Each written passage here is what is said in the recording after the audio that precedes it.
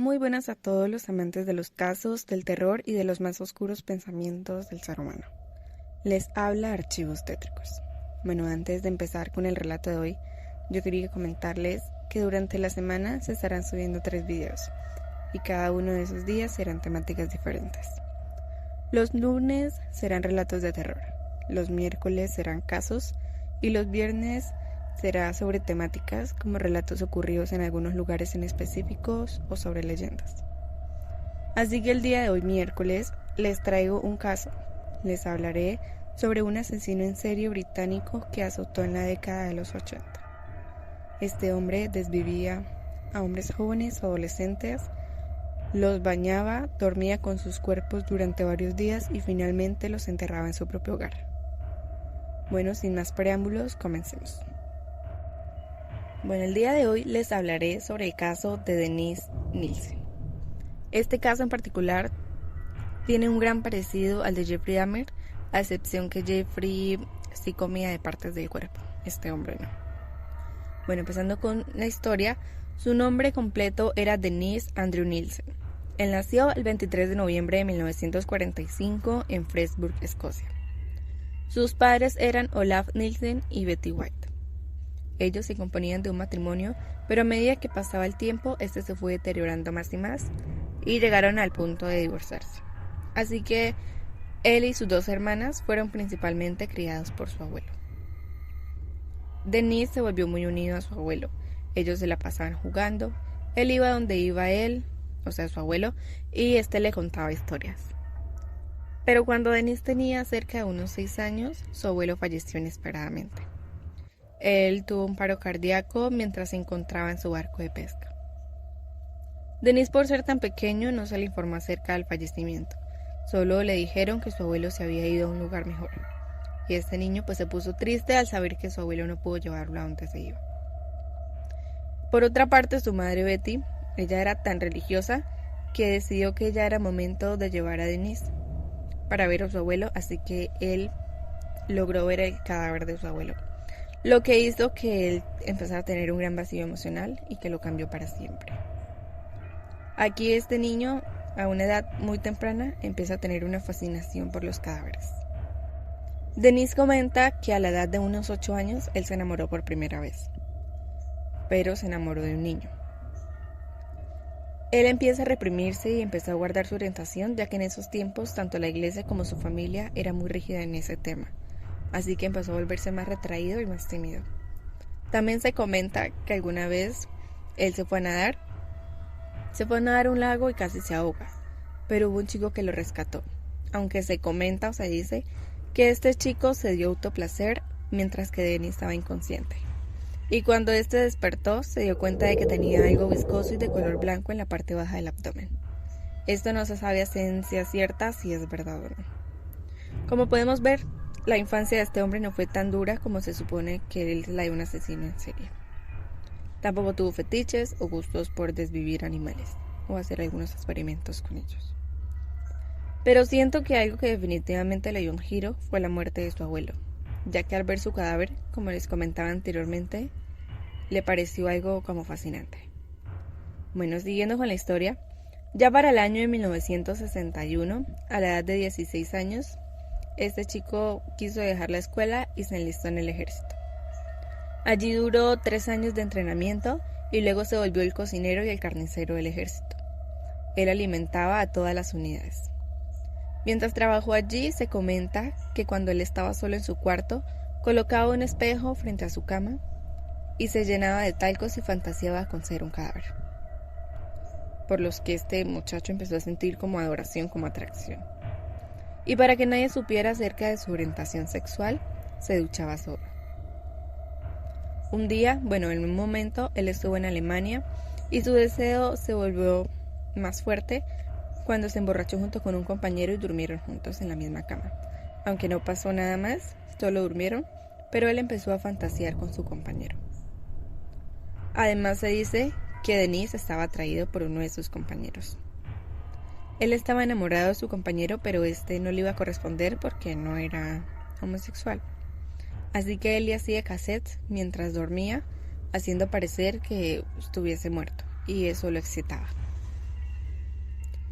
Cuando él ya se fue del ejército, a él le dio muy duro porque sí, le tocó irse aparte y le tocó separarse de este muchacho. Así que en el año 1972 dejó el ejército y se retiró como cabo y fue condecorado. De ahí, él se fue a mudar con su familia, mientras consideraba el rumbo de su vida. Ya en ese tiempo que vivió allí, su madre estaba más preocupada por la falta de compañía femenina de su hijo que de su carrera profesional. Ella quería verlo casado y con una familia. Pero como ella era tan radical con él, Dennis nunca le habló acerca de su orientación sexual. En una ocasión, Dennis estaba con su hermano mayor y la familia de él y empezaron a ver un documental. En este documental precisamente hablaban sobre los hombres homosexuales. Y todos los que estaban en ese lugar se empezaron a burlar, pero a Dennis no le parecía gracioso, obviamente. Él empezó a defender los derechos de los homosexuales, así que empezó una pelea con su hermano. Después de ese inconveniente, el hermano le dijo a la mamá que Dennis era gay. Después de eso, Dennis no habló nunca más con su hermano mayor, y le hablaba a su madre y a sus 2 hermanos de vez en cuando. Él empezó a alejarse mucho. Y después de ese inconveniente, decidió incorporarse a la policía militar y se trasladó a Londres. Dennis empezó a disfrutar mucho de su nuevo trabajo, pero echaba de menos a sus compañeros del ejército, ya que allá se sentía mucho más acompañado. Él empezó así a tomar mucho y frecuentaba pubs gays. Estos son unos establecimientos, son como unos bares que atienden exclusivamente o predominantemente a personas LGBTQ+. Allí él tuvo varios encuentros y varias relaciones, pero a medida que pasaba el tiempo, él empezó a considerarlas como relaciones destructoras del alma. Él decía que prestaba su cuerpo a parejas solo para encontrar paz interior, mientras encontraba a una pareja duradera o estable. Después de varios meses estando como policía, decidió dejar su trabajo y empezó a trabajar como funcionario público. Después de varias semanas, fue nombrado director ejecutivo interino y luego lo ascendieron oficialmente al puesto de director ejecutivo. Ya para el año de 1975, Dennis conoció a un joven de 20 años llamado David Galician. Este hombre se encontraba fuera de un bar donde 2 hombres lo estaban amenazando. Dennis lo defendió y así empezaron a entablar una relación. David no tenía un hogar, él vivía en un albergue, así que Dennis se ofreció a mudarse con él en una nueva casa. Esta casa era más grande y tenía un jardín en la parte trasera de la casa. Esa relación duró cerca de 2 años, pero no continuaron más ya que tenían muchas discusiones. Así que decidieron dar fin con esta relación. Después de eso, Dennis tuvo varias relaciones, pero no duraban mucho. Así que se convenció de que una vez el hombre o la pareja con el que estuviese fuese mayor, ya no querría vivir más con él. Y dedicó mayor parte de su tiempo al trabajo y sus noches las pasaba escuchando música o bebiendo. Y así fue que empezó con sus crímenes. Su primera víctima fue Stephen Holmes. Este era un jovencito de 14 años. Esto sucedió el 30 de diciembre de 1978. Stephen se encontraba con Dennis en un bar donde este chico intentaba comprar un poco de cerveza, pero no pudo hacerlo. Así que Dennis invitó al chico a beber cerveza en su apartamento, creyendo que el chico tendría unos 17 años más o menos. Le dijo que bebieran cerveza y que escucharan música. Y es así como llegaron a la casa de Dennis. Ellos bebieron demasiado hasta que los 2 se quedaron dormidos. Ya al día siguiente, Dennis se despertó y vio al chico dormir a su lado. Dennis le dio miedo de despertarlo, ya que pensaba que si lo hacía, él se iría. Así que acarició al chico mientras dormía y dijo que iba a hacer que Stephen se quedara con él en Año Nuevo, quisiera o no. Dennis agarró una corbata y empezó a estrangular al chico hasta que quedó inconsciente. Después, colocó su cabeza en una cubeta con agua hasta que lo ahogó. Después lavó el cuerpo, lo secó y lo puso en su cama. Se dio autoplacer 2 veces frente al cuerpo y durmió con él antes de que pasara el rigor mortis. Después decidió esconder el cadáver debajo del suelo y pasaron más o menos 8 meses hasta que decidió quemarlo en una hoguera que hizo ahí en su jardín, en la parte trasera. Ya para el 11 de octubre de 1979, Dennis conoció a Andrew Hu. Este era un joven estudiante en Hong Kong. Él estaba en un pub llamado Martin's Lane y Dennis lo llevó al apartamento con la promesa de tener relaciones. Allí quiso estrangular a este joven también, pero logró huir de la casa. Este joven denunció el incidente a la policía, interrogaron a Dennis, pero Andrew y su familia quiso imponer cargos, ya que la prensa empezaría a molestarlos, ya que eran crueles con las personas de diferente orientación sexual. Ya para el 3 de diciembre de 1979, esto fueron ya 3 meses después del intento de asesinato de Andrew, Dennis conoció a un estudiante canadiense de 23 años llamado Kenneth O'Kender. Este joven se encontraba en Inglaterra haciendo tours. Y precisamente fue el mismo pub en donde estaba Dennis. Esto fue en el pub del West End. Dennis, al enterarse de que este joven era turista, se ofreció a darle un tour por toda la ciudad de Inglaterra, por toda la ciudad de Londres en Inglaterra, y lo llevó a que conociera los lugares más emblemáticos. Después de eso decidió invitarlo a su casa para que siguieran bebiendo y para que comieran algo. Así que el joven aceptó. Compraron whisky, ron y cerveza y se dirigieron a la casa. Ya estando allí, Kenneth estaba escuchando música en unos auriculares cuando Dennis empezó a estrangularlos con estos. Dennis comenta que él no recuerda cuándo fue que empezó a estrangularlo, ya que estaba muy borracho. Solo recuerda que arrastró al joven por toda la casa y que luego se sirvió medio vaso de ron. Luego siguió escuchando la música que este joven estaba escuchando en sus auriculares. Decidió meter el cuerpo en un armario mientras amanecía. Ya al día siguiente, Dennis decidió ir a comprar una cámara Polaroid y empezó a fotografiar el cuerpo de Kenneth en unas poses muy sugerentes. Luego colocó el cuerpo en su cama, se quedó al lado del cuerpo viendo televisión durante varias horas. Después decidió envolverlo en unas bolsas de plásticos y lo colocó debajo del piso. Este hombre, Dennis, varias veces desenterró el cuerpo de Kenneth, lo lavaba, lo colocaba en un sillón y luego se sentaba al lado de él y se ponía a ver televisión. En mayo de 1980 encontró a su tercera víctima. Su nombre era Martin Dufay. Él era un joven de tan solo 16 años. Era un estudiante de restauración y este joven, sin el consentimiento de sus padres, empezó a hacer autostop hasta Londres. Allí la policía británica lo interrogó por evadir su billete de tren y este joven durante unos 4 días le tocó dormir en la intemperie.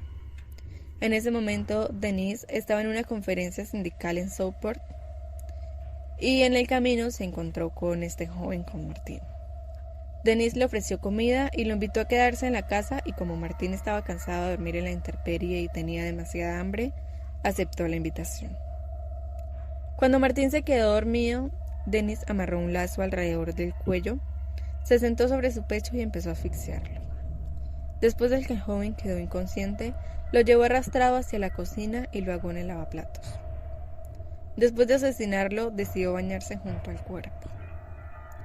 Después de eso, Dennis colocó el cuerpo del chico en el sofá, después lo pasó a la cama que previamente había utilizado para desvivirlo, besó el cuerpo, se dio autoplacer mientras estaba sentado en el estómago del joven. El cuerpo estuvo en el armario durante unos 2 días hasta que empezó a notar que el cuerpo se hinchaba. Y ahí fue donde decidió colocarlo debajo del piso junto con la víctima anterior.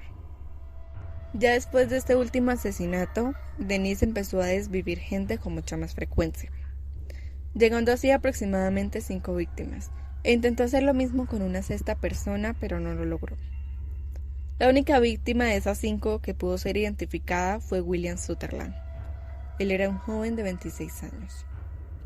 Dennis no recordaba los nombres de las víctimas, pero sí podía recordar cómo las había asesinado y cuánto tiempo había estado con el cuerpo antes de diseccionarlos.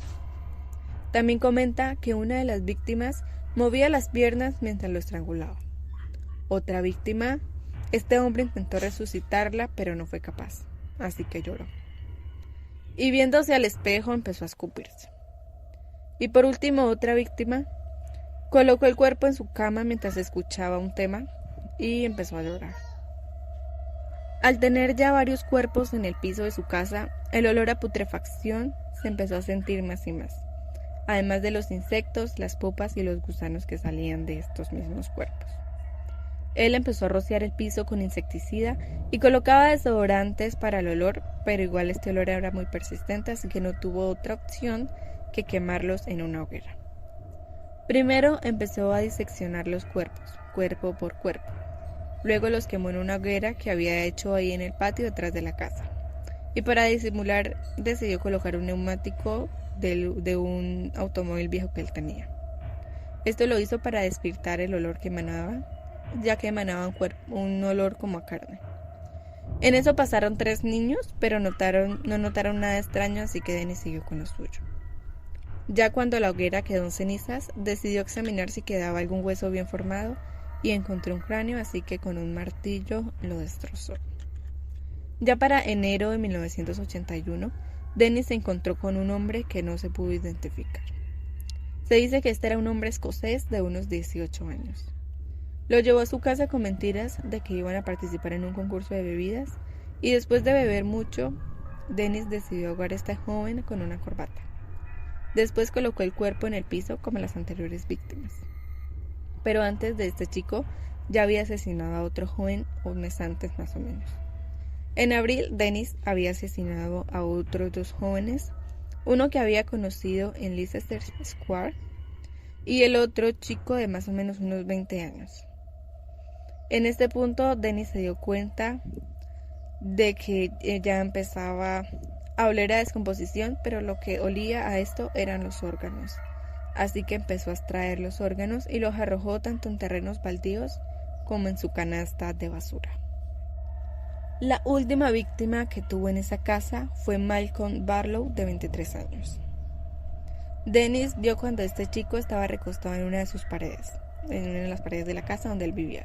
Dennis se le acercó y le preguntó qué le estaba pasando, y el joven le respondió que él tomaba algunos medicamentos, pero estos medicamentos le habían debilitado las piernas, así que Dennis ofreció ayudarlo, lo invitó a su casa mientras llamaba a la ambulancia.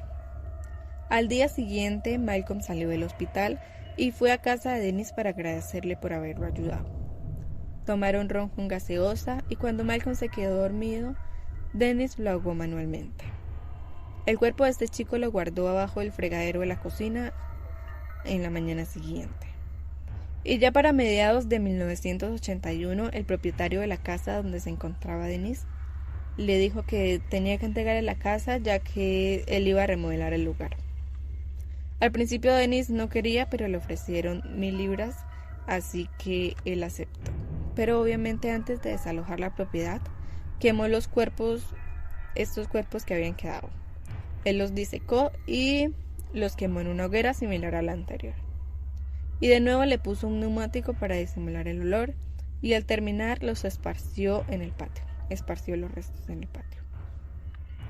Este hombre se mudó a un ático en el número 23 de Jardines de Cranley. Como no tenía acceso a un jardín, ya que vivía en un ático, no podía guardar ningún cuerpo en el piso. Y durante aproximadamente unos 2 meses, los jóvenes que encontraba y que llevaba a su apartamento no les hizo daño, salvo un joven llamado Paul Knobs, el cual quiso darle estrangular, pero al final decidió no hacerlo.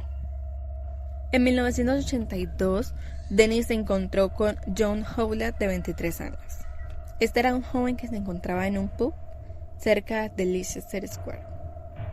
Dennis le dijo que siguieran bebiendo en su apartamento, así que este joven aceptó.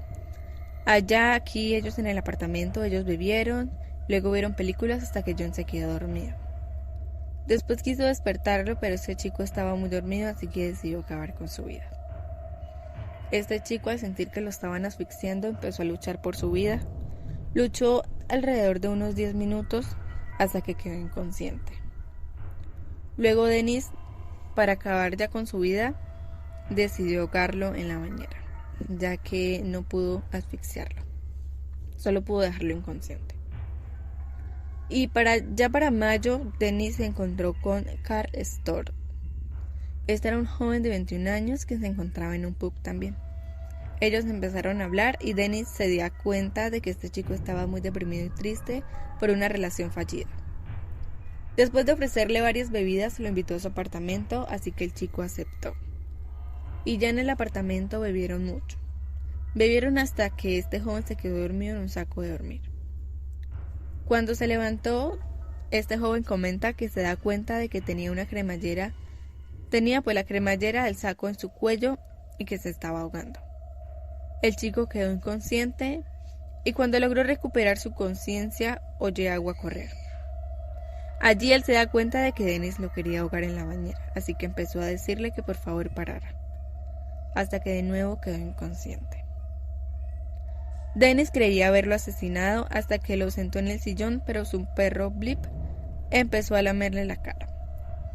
Dennis se da cuenta de que este hombre todavía está vivo, así que empieza a frotarle las extremidades para que entrara en calor y lo arropó con unas mantas. Cuando Carl queda consciente otra vez, Dennis le explicó que casi se había estrangulado con la cremallera y que él intentó reanimarlo. Y después de eso, Dennis llevó a Carl a una estación de tren y le dijo que ojalá se volvieran a ver de nuevo. En junio de ese mismo año, este hombre se encontró con Graham Allen. Este era un joven que tenía 27 años. Se encontraba intentando tomar un taxi, así que Dennis lo ve y se ofreció a llevarlo a comer y luego lo invitó a su casa. Este hombre aceptó también. Y como anteriormente había sucedido con algunas víctimas, Dennis no recordaba en qué momento empezó a estrangularlo. Solo recuerda haberse acercado a él mientras el joven se estaba comiendo una tortilla. Después de ahorcarlo, lo metió en su bañera durante 3 días hasta que decidió diseccionarlo. Dennis, cada que hacía eso, llamaba a su trabajo diciendo que estaba enfermo y que no podía ir. Y tanto en este caso como en los anteriores que les he comentado, donde diseccionaba a la víctima, decía lo mismo en su trabajo. Ya su última víctima fue Stephen Sinclair. Este era un joven que tenía tan solo 20 años. Esto se dice que algunas personas vieron a este joven por última vez junto a Dennis mientras se encontraban caminando hacia una estación de metro. Llegaron al apartamento donde Stephen se quedó dormido en el sillón debido a las bebidas y a lo que había fumado. Dennis se le acercó, se arrodilló y dijo: "Aquí voy de nuevo". Y con una corbata junto con una cuerda empezó a ahorcar al joven. Después de seguir con su ritual de lavar el cuerpo, lo que hizo de nuevo, luego lo acostó a la cama y le echó talcos. Luego puso 3 espejos alrededor de su cama, se desnudó y se hizo al lado del cuerpo. Después de varias horas estando así, giró la cabeza del joven hacia él, hacia donde se encontraba Denise, y le dio las buenas noches. Y se quedó dormido junto al cuerpo. Ya después, al siguiente día, se levantó y empezó a diseccionar a la víctima y puso sus partes envueltas en plástico en el armario, en una cómoda de té y dentro de un cajón ubicado en el baño. Denise intentó deshacerse de los órganos y partes pequeñas del cuerpo en el inodoro, y esto lo hacía hirviendo las partes del cuerpo y quitándoles la carne para que fuera mucho más fácil para él. En febrero de 1983, los inquilinos de la propiedad se empezaron a quejar ya que el desagüe se encontraba tapado. Un empleado de Dino Road, Michael Cattrall, respondió al llamado y al abrir la tapa del desagüe se encontró que la cañería estaba llena de una sustancia parecida a la carne. Además, encontró numerosos huesos pequeños de origen desconocido. Este hombre informó inmediatamente a su supervisor, pero como ya era tarde, decidieron ir al día siguiente. Ya al día siguiente, más o menos a las 7:30, Michael y su supervisor llegaron al desagüe, pero se dieron cuenta de que estaba limpio. Esto les pareció muy sospechoso. Michael descubrió que aún quedaban algunos trozos de carne y huesos pequeños en una tubería que conectaba al desagüe del piso superior. Ellos se dieron cuenta de que podrían ser huesos de una mano humana, así que inmediatamente llamaron a la policía. Cuando ellos llegaron, siguieron inspeccionando y se dieron cuenta de que habían huesos más pequeños y carne humana o animal, así que enviaron los restos a la morgue para que los investigara.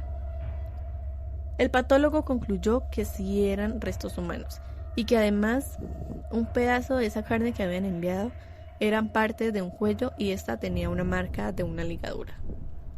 Los agentes empezaron a investigar quién era el inquilino que vivía en el piso de arriba y así dieron con Dennis Nielsen. Los policías esperaron a que Denis llegara del trabajo y le pidieron que los dejaran entrar para revisar el lugar. Y apenas entraron al lugar, el olor a descomposición los llenó inmediatamente. Denis se hacía el despistado y solo preguntaba que por qué querían ver su casa.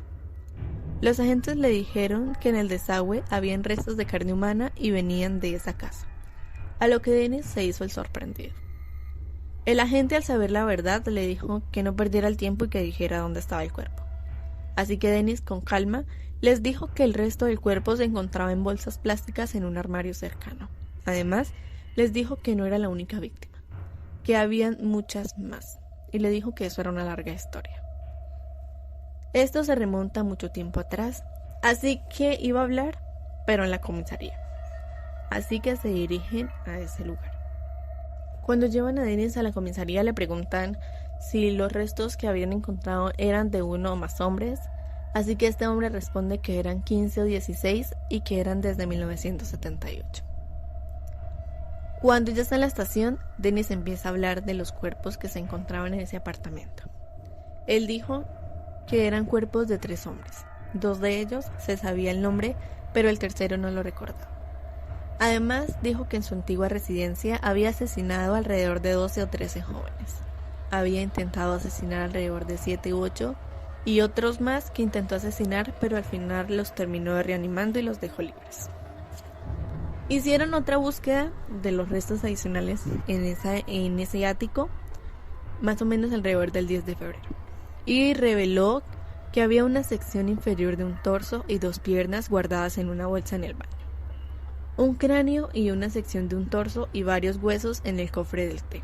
Además, ese mismo día, Denis acompañó a la policía a Melrose Avenue, que esa fue la antigua casa. Aquí indicó 3 lugares del jardín donde había quemado los restos de sus víctimas. La policía tenía solamente 48 horas para acusar a Denis, así que el forense encontró las huellas dactilares de Stephen Sinclair, que fue su última víctima, y fue acusado del asesinato de Stephen. Le entregan un comunicado a la prensa y empiezan a hacerle interrogatorios. Cada uno de ellos duraba más o menos unas 30 horas. Denis le comentó a los oficiales que la decisión de asesinar no se daba hasta antes de cometer como tal el asesinato. Dijo que la mayoría de las víctimas habían muerto por estrangulamiento, pero en varias ocasiones él las había ahogado. Y una vez que la víctima había sido asesinada, normalmente la bañaba, afeitaba el vello del torso para adaptarlo a su real físico y luego aplicaba maquillaje sobre cualquier imperfección que tuviera. El cuerpo generalmente estaba vestido con calcetines y calzoncillos, y antes de que Denis envolviera a las víctimas a su alrededor, hablaba con el cadáver. Además comentó que había realizado sexo intercrutal, pero que no había penetrado a las víctimas. Este sexo intercrutal es un tipo de sexo que es como un roce. No penetra, pero es como un roce. Y ya para el 11 de febrero de 1983, Denis fue acusado por el asesinato de Stephen Sinclair. A él lo mantuvieron en detención preventiva y allí no quiso usar uniforme. Comentó que no podían obligarlo a usar ese uniforme en detención preventiva. Denis fue llevado a juicio el 24 de octubre de 1983. Fue acusado de 6 cargos de asesinato y 2 de intento de asesinato. Él se declaró inocente frente a estos cargos. Empezaron una disputa en que sí o no este hombre tenía problemas mentales frente a los asesinatos, así que hicieron entrar a varios sobrevivientes que dijeron que él sabía lo que estaba haciendo en ese momento, que Denis era racional y frío, y también consideraron varios testimonios para saber si tenía alguna enfermedad mental. Con esto trajeron a 2 psiquiatras. Uno de ellos dijo que Denis sufría de narcisismo y mostraba muchos signos de comportamiento desadaptativo. Y el otro psiquiatra dijo que él tenía esquizofrenia esquizoide. Pero el jurado regresó con un veredicto mayoritario de culpabilidad por 6 cargos de asesinato y 1 de intento de asesinato. Esto fue un veredicto unánime.